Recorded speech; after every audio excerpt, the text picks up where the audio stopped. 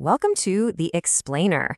Every year, India's government drops this huge financial plan, the union budget, that really does affect everyone, from the smallest shop to the biggest corporation. So today, we're going to cut through all the jargon and show you what the 2026 budget actually means for you. So, how are we going to tackle this beast? Well, we've broken it down into 5 parts. We'll start with the huge numbers, then get right into what it means for your wallet. After that, we'll look at the big plans for businesses, the massive infrastructure projects, and finally, how the government plans to, pay for it all.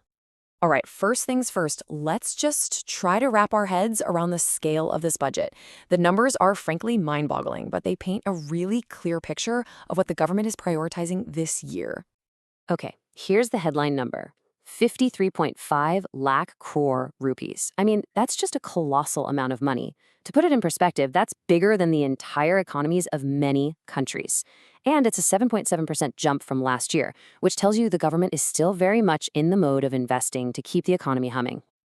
So you might be wondering, where does a number that big even come from? Well, this chart breaks it down. A big slice, over a third of it, comes from borrowings. That's basically the government taking on new loans. But the real engine is tax revenue. Think GST and income tax, plus some other income from things like government-owned companies. And on the flip side, where's it all going? Now, this might actually surprise you. The single biggest expense, more than a quarter of the entire budget, is just paying interest on old loans. Crazy, right? After that, you can see the big priorities pretty clearly. Defense, building roads and railways, and of course, public subsidies. Okay, enough of those massive economy-wide numbers. Let's bring it back home. It's time to talk about what pretty much all of us really care about. How is this budget going to hit our own wallets? Yep, this is the million-dollar question, isn't it? Every single year.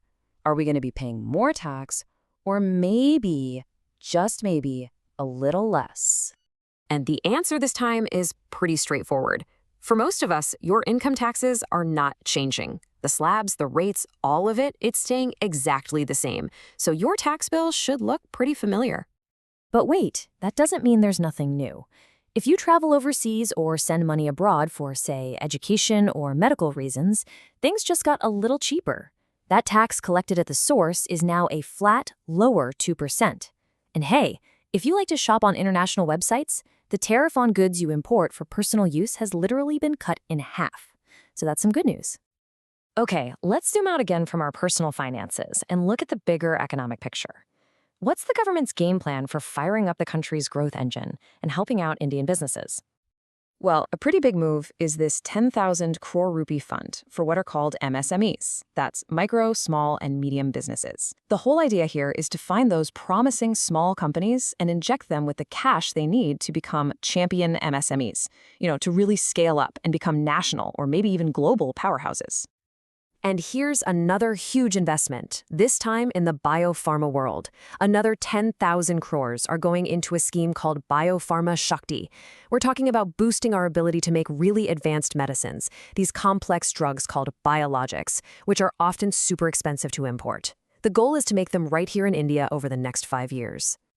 So when you put it all together, what you're seeing is a massive push for self-reliance. It's all part of that Make in India idea.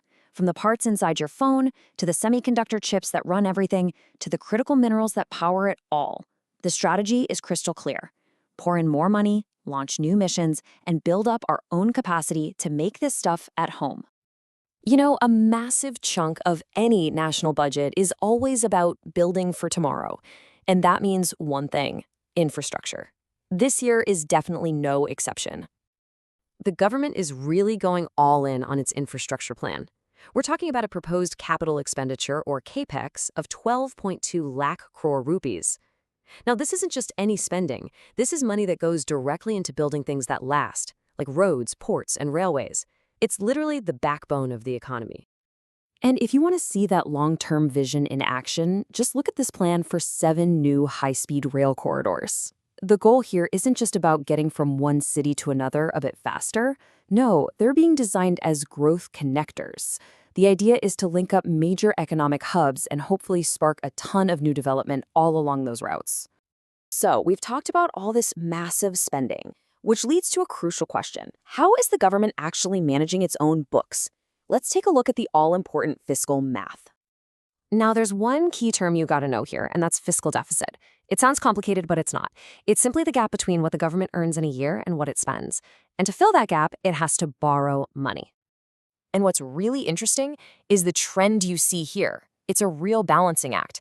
Even with all that huge spending on infrastructure, the government is also trying to be more responsible with its borrowing.